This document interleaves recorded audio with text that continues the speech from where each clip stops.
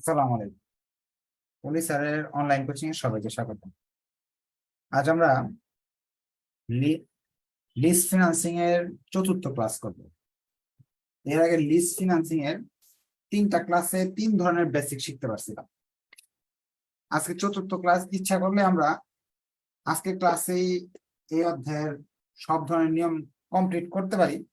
আবার যদি অনেকেই হয়তোবা অঙ্কগুলা বেশ কঠিন লাগছে, প্রবলেম 8টা যদি করেন তাহলে কিন্তু একটা সহজ অঙ্ক আছে। প্র্যাকটিসের জন্য একটা প্রবলেম 8 করছিলাম, প্রবলেম 8 এই অঙ্ক রাখছিলাম, যেটা আর কি ধরেন প্রবলেম 1-এর মতো। এটা আপনারা একা একা করলে পারবেন, এটা আমি করাই দিব না। একেবারে সহজ অঙ্ক। আমরা প্রবলেম 4 করব। প্রবলেম 4 করতে হলে আপনাকে অবশ্যই ধৈর্য লাগবে এবং এটাই অধ্যায়ের সবচেয়ে কঠিন অঙ্ক। এটা 2016 সালে অ্যাকাউন্টিং ডিপার্টমেন্ট থার্ড ইয়ারে আসছিল। এরপরে আর কখনো আসে নাই। যদি এরকম টাইপের অঙ্ক আসে তাহলে বেশি সময় চলে যাবে আপনার অঙ্কের হিসাব করতে পারি। পরীক্ষার সবার শেষে এই অঙ্কটা আনসার করবেন। হ্যাঁ, আর আপনি যে এই অঙ্কটা যদি মাথায় আপনি রাখতে না পারেন তাহলে বাদ দিয়ে দেন, কারণ এটা এরকম অঙ্ক নাও আসতে পারে। আমরা লিজের অঙ্ক যারা আগে ক্লাস করছি তারা জানি এখানে টোটাল 10টা তথ্য দেওয়া থাকে প্রশ্ন। আজকে আমরা পড়াশুরু আর কি 10টা তথ্যই পাবো এখান থেকে আজকের অঙ্কে। Martin is to decide whether a computer is to be purchased through 12% borrowing or to be acquired on lease rent basis. মার্টিনের একটা ডিসিশন নিতে হবে। সে আপনার একটা কম্পিউটার তার লাগে, কম্পিউটার সে কিনবে 12% সুদ নিয়ে, ব্যাংক থেকে সুদ নিয়ে কিনবে, নাকি আপনার এই লিজ নিবে, লিজের মাধ্যমে ভাড়া নিবে। তাহলে প্রথম শর্তে আমরা প্রথম কথায় পাইলাম 1 নাম্বার ইয়েতে সুদের হার পাইলাম 12% সুদ। পরের লাইনে বলতেছে the price of computer 3 lakh. এই কম্পিউটারের দাম, এই জিনিসটা খরচ হবে 3 লক্ষ, কস্ট করবে 3 লাখ। আগের 3টা ক্লাস করলে আজকের ক্লাস বুঝবেন, না হলে বুঝবেন না, বাদ দেন আজকের ক্লাস যদি আগের ক্লাস করা না থাকে। It's annual maintenance cost 25,000। এটা চালাতে মেইনটেনেন্স কস্ট পড়বে 25,000। তারপর বলছে এন্ড এক্সপেক্টেড লাইফ 5 ইয়ার। এই জিনিসটা 5 বছর চলবে, সময় মেয়াদ হলো 5 বছর। 5 বছর পরে আর এটা চালানো যাবে না। Tax tax rate is 40%। সরকারকে কর দিতে হবে 40%। Straight line method of depreciation is allowable. এবং ট্যাক্স দিতে হবে 40%। আর অবচয় ধরতে হবে সরলরৈখিক পদ্ধতিতে। এরপর বলছে the সেলভেজ value of the computer is 50,000। এই কম্পিউটারটা যখন আমি ইউজ করে শেষ করে ফেলবো, মেয়াদ শেষ, তখন আমি এটা যদি বিক্রি করে দিই কোনো কারো কাছে 50,000 টাকা আমি পাবো। In case of leasing annual lease rent 1 lakh. Leasing এর ক্ষেত্রে annual lease rent 1 lakh. For 5 annual instalment including maintenance cost 25,000। যদি আপনি ভাড়া নেন তাহলে 25,000 টাকা আপনার দিতে হবে না, ওই ভাড়ার ভিতরে 25,000 টাকা থাকবে। তারপর বলছে if the instalment is given at beginning of the year for both lease and buy option. আজকের অঙ্কে বলছে আমি কিস্তি দিব সেটাও বিগিনিং, আমি ঋণ ভাড়া দিব সেটাও বিগিনিং। এতদিন যা করছি এর মাঝে বিগিনিং শুধু লিজের ক্ষেত্রে ছিল, কিস্তির ক্ষেত্রে বিগিনিং ছিল না। কিন্তু কিস্তির ক্ষেত্রে বিগিনিং আসলে বা ঋণের ক্ষেত্রে বিগিনিং এ যদি আপনাকে অঙ্ক বলে দেয়, এই সপ্তাহে যদি ঋণের ক্ষেত্রে বলে দেয়, ইনস্টলমেন্টের ক্ষেত্রে আপনি ইনস্টলমেন্টটা যদি ঋণের ক্ষেত্রে বলে দেয় তাহলে অঙ্কে অনেক পরিবর্তন আসবে। Which alternative is best for Martin?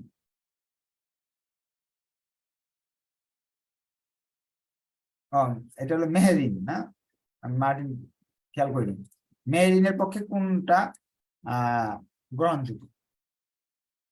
এখন প্রশ্নটা আমি আরেকবার হোয়াইট বোর্ড থেকে বুঝে দিই। আপনার একটা কম্পিউটার কেনা দরকার, কম্পিউটারের মূল্য হলো 3 লাখ, প্রশ্ন দিয়ে দিচ্ছি। কেনার 2টা অপশন আছে। 1 নাম্বার অপশন 12% সুদে ঋণ নেন, ঋণ নিয়ে কিনেন, অথবা 1 লাখ টাকা ভাড়া দিয়া আপনি ভাড়া নিতে পারেন, প্রতি বছরে 1 লাখ টাকা ভাড়া দিতে হবে। আপনার এই কম্পিউটার চালাতে হলে প্রতি বছর 25,000 টাকা খরচ পড়বে, মেনটেন্যান্স কস্ট। যে ভাড়া নিলে এই 25,000 টাকা আপনার দিতে হবে না, মালিকই দিবে। আপনি 5 বছর এইটা চালাবেন, 5 বছর পরে নষ্ট হয়ে গেলে 50,000 বিক্রি করে দিতে পারবেন। যা আয় হবে তার উপর ট্যাক্স দিতে হবে 40%। এই শর্তগুলো প্রশ্নে দেওয়া আছে। এখন আপনাকে অঙ্কটা করতে হবে। এখন এই অঙ্ক করার জন্য আমাকে 8টা স্টেপ করতে হবে। যারা আগে আমার ক্লাস করছেন তারা সবাই জানেন 8টা স্টেপ করতে হবে। প্রথম স্টেপ, আমাদের কাছে কোনো, যদি আমি ঋণ নেই সেক্ষেত্রে কত টাকা যে ভাড়া দিতে হবে সেটা আমার কাছে জানা নাই। অ্যানুয়াল লোন পেমেন্ট, আমি ভুল বলছি। আমরা যে যদি এই ঋণের মাধ্যমে যাই তাহলে প্রতি বছর কত টাকা কিস্তি দিতে হবে এটা আমার জানা নেই, এটা বের করে নিতে হবে 1 number option. Annual loan payment বের করার একটা সূত্র আছে। সূত্রটা হলো লোন গুণ সুদের হার 1 minus 1 plus i to the power n। যদি বিগিনিং বলে থাকে তাহলে এখানে 1 প্লাস i লাগাতে হবে। বিগিনিং বলে দিচ্ছে অঙ্কে, বছরের শুরুতে কিস্তি দিতে হবে এরকম বলে দিচ্ছে। মানগুলো বসাচ্ছি। লোনের মান 3 লাখ, সুদের হার হলো 12%, আয়ের মান 12, সময় সময় হলো 5 বছর, 1 প্লাস 0.12। ক্যালকুলেশন দেখাতে পারবো না, যে ক্যালকুলেশন আগের ক্লাসগুলোতে দেখানো হয়েছে, আগের ক্লাস আপনাকে দেখে নিতে হবে। ক্লাসের শুরুতে আমি বলে দিছি যদি আজকের ক্লাস করতে হয় আপনাকে অবশ্যই আগের 3টা ক্লাস ভালো করে দেখে আসতে হবে। আর যদি মনে হয় এই চ্যাপ্টারটা খুব কঠিন তাহলে আরো 1 সপ্তাহ অপেক্ষা করেন, সামনে এটা সহজ একটা চ্যাপ্টার শুরু করার চেষ্টা করি। এরপর আমরা দিয়ে যাচ্ছি ডিপ্রিসিয়েশন বের করতে হবে। ডিপ্রিসিয়েশন বের করার সূত্র cost minus SB by life. Cost আমার 3 লাখ, এসবি প্রশ্নে এসবির কথা বলা আছে, সেলভেজ ভ্যালু বলছে 50,000, লাইফ হলো 5 বছর, 50,000 টাকা আসতেছে। মানে আমরা প্রতি বছরে কিস্তি আসলো 74,306 টাকা, আর অবচয় আসলো আমাদের 50,000। 3 নম্বর অপশন বের করতে হবে ডিএফ, ডিসকাউন্ট ফ্যাক্টর, ট্যাক্স দেওয়ার পর সুদের হার। সূত্র আইতে হলো 12%, ট্যাক্স ট্যাক্স হলো আমাদের 40% বলে 0.40। তাহলে সেই হিসাবে আমাদের আছে 0.072 ডিএফ। ডিএফ এর মানটা এই জায়গায় লিখে রাখতেছি 0.72। এই 3টা তথ্য আগে শিখছি, এটা নিয়ে কোনো প্রশ্ন থাকার কথা না। এগুলো নতুন কিছু না, আগের 3 ক্লাসে করতে করতে আমরা অভ্যস্ত হয়ে গেছি। 4 নাম্বার স্টেপ, নতুন এই স্টেপ থেকে নতুন কাজ শুরু হচ্ছে। ইন্টারেস্ট বের করার ক্ষেত্রে আগের বার 6টা ঘর করছিলাম।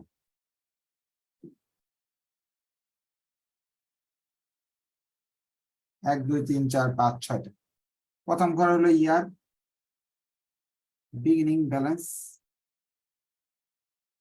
Annual loan payment, interest, principal payment, ending balance. Beginning এর অঙ্ক এটা, কিন্তু মনে রাখবেন বিগিনিং বা অ্যাডভান্স যদি বলা থাকে প্রশ্নে তাহলে এই ছকটা এভাবে করতে হবে আপনাকে। আমি একটু প্রশ্ন দেখায় আসি কখন করবেন।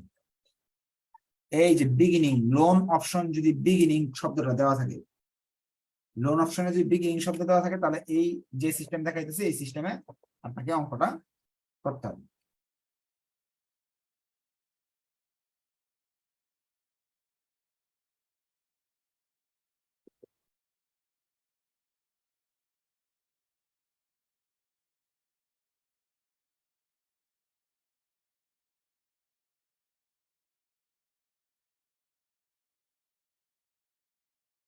এখন বিগিনিং শব্দ থাকলে প্রথমেই কিস্তি দিতে বলতেছে, প্রথম যেদিন ঋণ নিছেন ওই দিনেই ব্যাংক ম্যানেজার বলছে টাকা দেন, বছরের শুরুতেই আপনাকে একটা কিস্তি দিতে হবে। কত টাকা কিস্তি দিতে হবে? ওই যে আমরা কিস্তি বের করছি ৭৪,৩০৬ টাকা, ৭৪,৩০৬ টাকা। এই 5টা কিস্তি আমাকে দিতে হবে। 4 বছরে আমার হিসাব শেষ।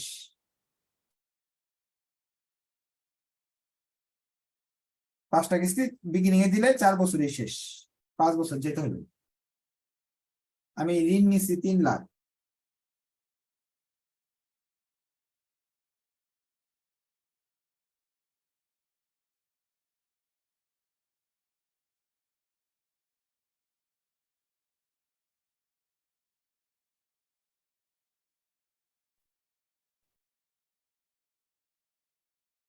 নেটওয়ার্ক ডিস্টার্ব আছে, মাঝে মাঝে কেটে যায়, হ্যাঁ একটু ওয়েট করবেন, কেটে গেলে।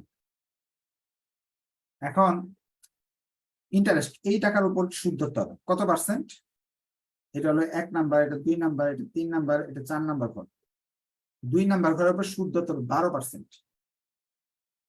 যেহেতু আমি আজকে ঋণ নিচ্ছি, আজকে তো সুদ হবে না, 0 বছরে কোনো সুদ হয় না, 0 বছরে কোনো সুদ হয় না। বিগিনিং এর অঙ্কে এই ঘরে কোনো সুদ হবে না।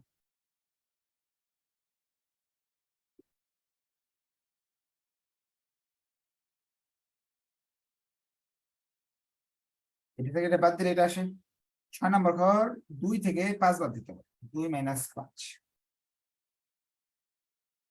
2 থেকে 5 বাদ দিলে টাকা আসবে আপনার 2,25,694। এটা এখানে নিয়ে আসতে হবে। এখন এই টাকার উপর 12% সুদ দিতে হবে আপনাকে।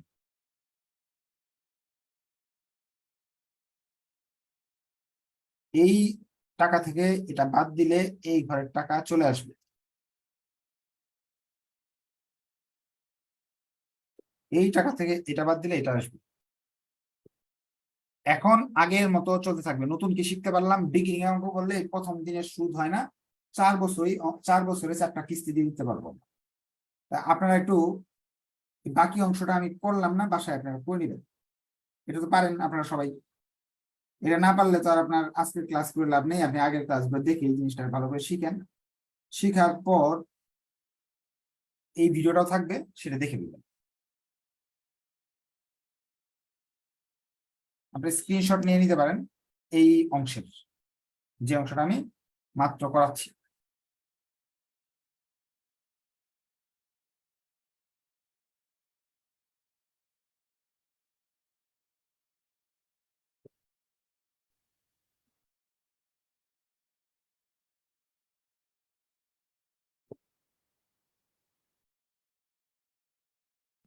শেষ।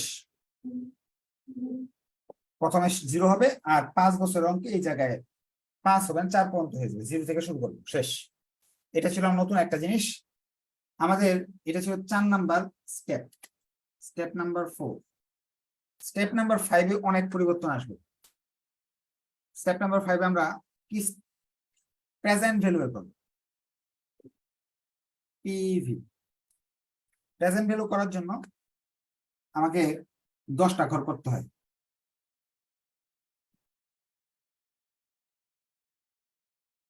ইয়ার ক্যালকুলেটর নিয়ে বসেন।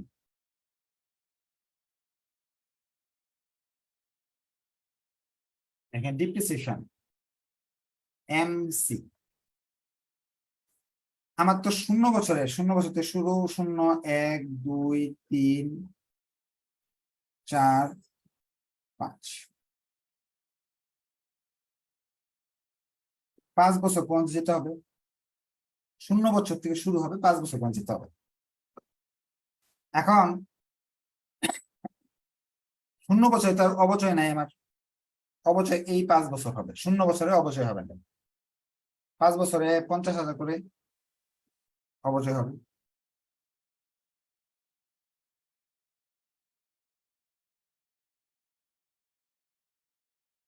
এমসিউ সেম কাজ, এমসি 25,000 টাকা করে 5 বছর হবে।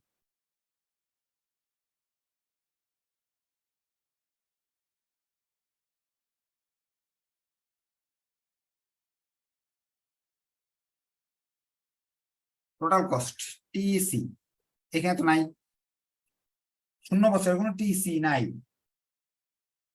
টিসি বের হবে এই জায়গা থেকে।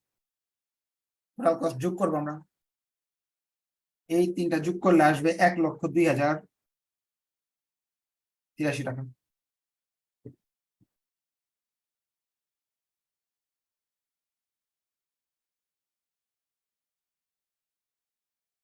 এই অঙ্ক করলে এই অধ্যায়ের 99% নিয়ম শেষ হয়ে যাবে, আপনার আর কোনো প্রবলেম থাকবে না। এরপরে আমাদের বের করতে হয় টিএস, ট্যাক্সেই।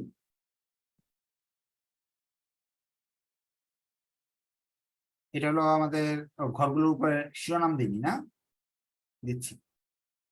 এটা 1 নাম্বার ঘর, এটা 2 নাম্বার ঘর, এটা 3 নাম্বার, এটা 4 নাম্বার, এটা 5 নাম্বার। 6 নাম্বার ঘর করার জন্য আমি 3, 4, 5 যোগ করছি। 7 নাম্বার ঘর করার জন্য 6 নাম্বার ঘরের উপর 40% ট্যাক্স ধরতে হবে। এখানে কোনো ট্যাক্স সেভ নাই, এখান থেকে ট্যাক্স সেভ হবে 40,000।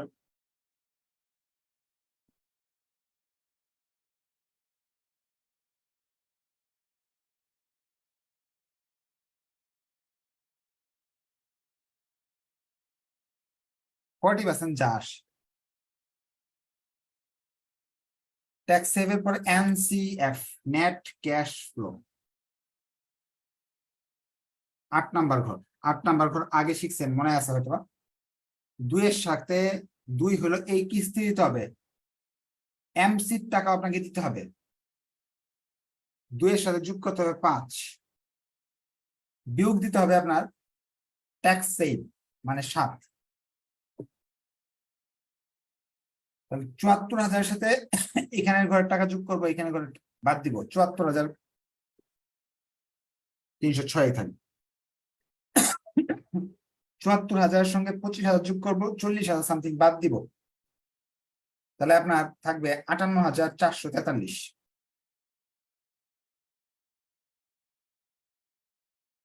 74-এর সাথে 25,000 যোগ করবো, 38,000 সামথিং বাদ দিব, থাকবে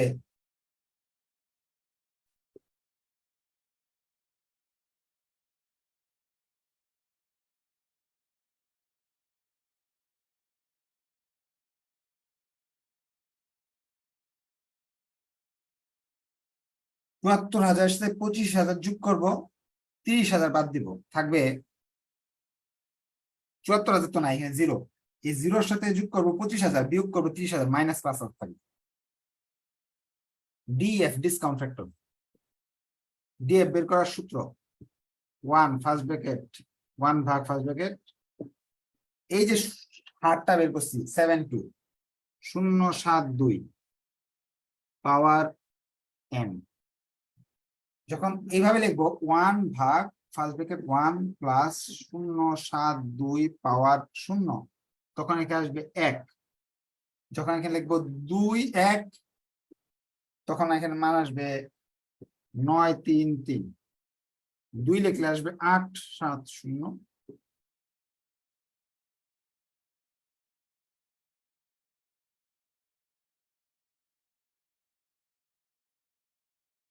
এই হলো আমাদের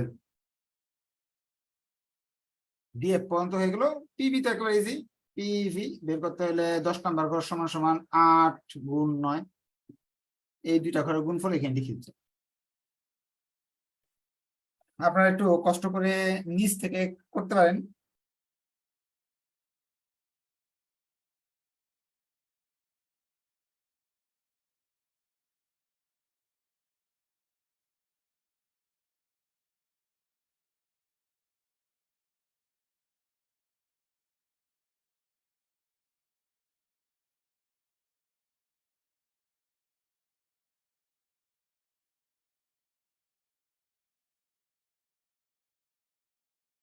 নিজেরা করে নিন, এই ক্যালকুলেশন গুলো নিজেরা করে নিন শেখার জন্য।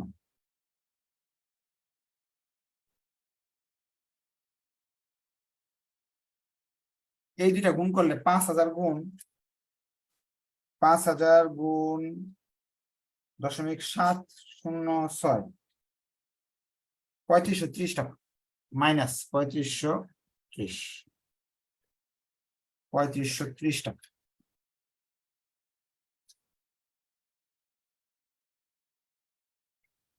সেলভেজ ভ্যালুর কথা আমরা ভুলবো না কখনো, সেলভেজ ভ্যালু আনতে হবে যদি অঙ্কে দেওয়া থাকে।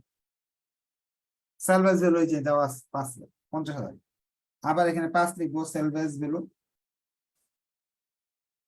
এই যে এই ঘরে -50,000 লিখতে হবে আমাকে।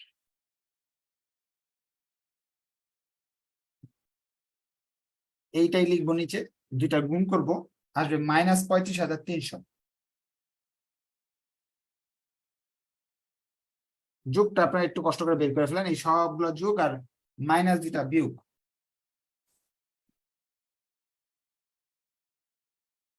চ্যাট বক্সে লিখে দেন।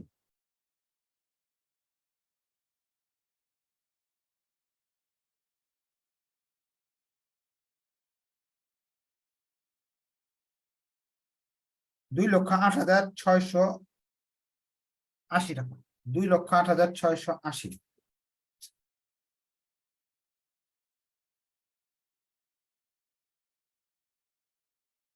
2,08,680। আমাদের লোন অপশন,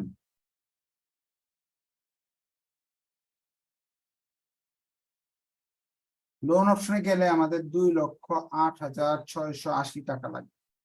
এখন কথা হলো নতুন কি শিখতে পারলাম, বিগিনিং এর অঙ্কে এই যে দেখেন প্রথম 0 ইয়ারে এক ধরনের ঘটনা ঘটবে, এবং পঞ্চম ইয়ারে কোন কিস্তিও থাকবে না, সুদ থাকবে না, কিন্তু খরচ গুলো তো অবশ্যই থাকবে। এখানে মাইনাস ফিগার আসবে, সেলভেজ ভ্যালু তো আগেই শেখানো আছে। এইগুলো হলো নতুন পরিবর্তন। এখন আমাদের লিজ অপশন আগের মতোই, 6 নাম্বার স্টেপ থেকে লিজ অপশন শুরু হবে, এটা আগের মতো, নতুন কিছু নাই।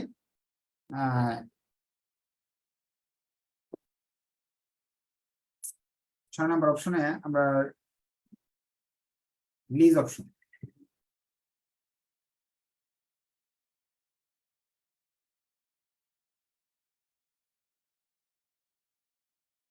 লিজ অপশন 6 নাম্বারে আসবে অ্যানুয়াল লিজ রেন্ট, বলছে 1 লাখ টাকা ভাড়া দিতে হবে, এর মাঝে 25,000 টাকা আপনার বেঁচে যাবে, তো থাকবে আমাদের হলো 75,000 টাকা।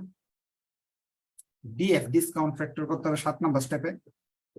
ডিএফ বের করার জন্য একটা সূত্র আছে, সূত্র হলো 1 - 1 ডিএফ এন, এগুলো আমি লিখে দিচ্ছি। ডিএফ এর মান হলো এই যে 7,2, সময় হলো 1 বছর কম ধরতে হবে, বিগিনিং এর অঙ্কের ক্ষেত্রে 1 বছর কম দিতে ধরতে হবে। ডিএফ এর মান এই যে, এই ডিএফ এর মান এটা, আর সময় 5 বছর দেওয়া ছিল, বিগিনিং এর অঙ্কের ক্ষেত্রে 4 বছর লিখতে হবে, 4 বছরের শেষ হয়ে যায় অঙ্ক। সেই হিসাবে মান আসবে 33719। এখানে যখন আমি 7 নাম্বার স্টেপ পিবি বের করবো, পিবি বের করার জন্য 6টা ঘর করতে হবে। প্রথমে ইয়ার, ইয়ার লেখার ক্ষেত্রে 0, 1 থেকে 4 আর 5 এইভাবে লিখতে হবে বিগিনিং এর অঙ্কের ক্ষেত্রে। অ্যানুয়াল লিজ রেন্ট, প্রথমে আমি ভাড়া দিচ্ছি হলো 75,000 টাকা, এবং আমার ট্যাক্স এটা 1, এটা 2, এটা 3। 0 যখন বছর তখন আর কোনো ট্যাক্স দিতে হয় না সরকারকে। এনসিএফ, এনসিএফ হলো 2 - 3।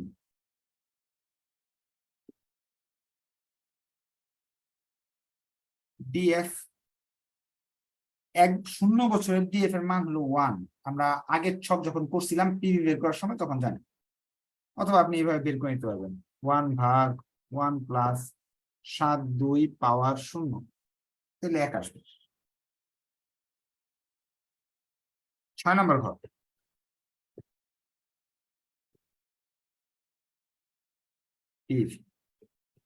এটা গুণ করলে এটা আসবে।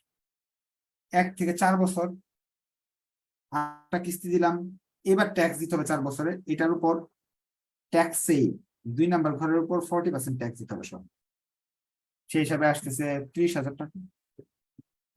এটা থেকে বাদ দিলাম, এটি নতুন কিছু না, আগে 2 ক্লাসে শেখানো হয়েছে। ডিএফ এর মান এখানে দেওয়া আছে, দুটা গুণ করলাম,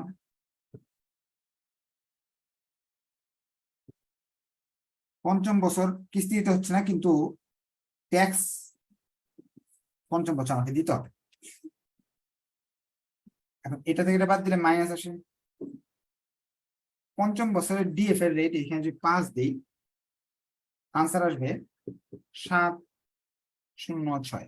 এই ভিডিওটা আরো কয়েকবার দেখবেন, শুধু একবার দেখলে হয়তো বুঝবেন না, যেহেতু জটিল অঙ্ক। এটাই হলো শেষ জটিল অঙ্ক। এরপরে যেগুলো আছে এগুলা বেশি একটা জটিল নাই, অঙ্কের মাঝখানে একটা দুইটা আইটেম থাকবে